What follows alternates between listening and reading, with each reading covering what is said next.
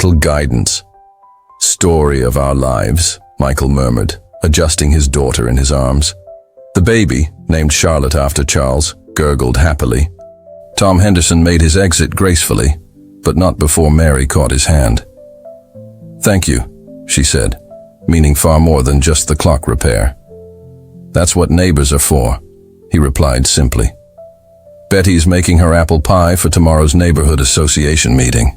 You're still coming?" Mary nodded. The monthly meetings, once focused on protecting her home, had evolved into a community support network for elderly residents. She'd found her voice there, speaking up for others who faced similar struggles.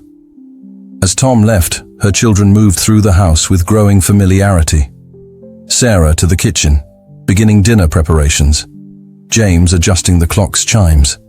Michael settling on the floor with Charlotte, surrounded by the same toys he'd once played with, preserved in Mary's hope of grandchildren visiting.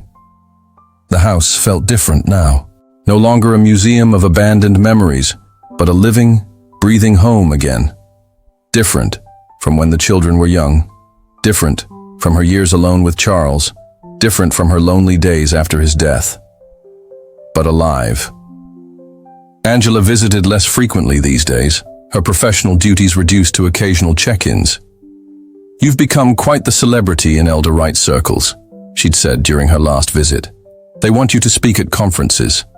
Mary had declined the speaking engagements.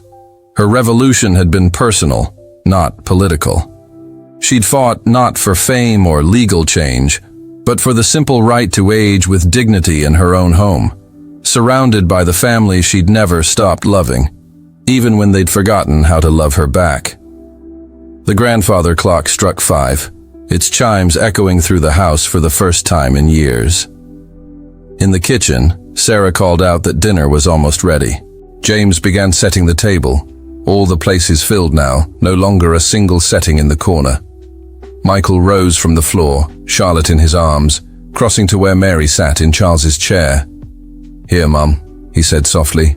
"Hold your granddaughter while I help with dinner." Mary took the baby, breathing in that eternal newborn scent.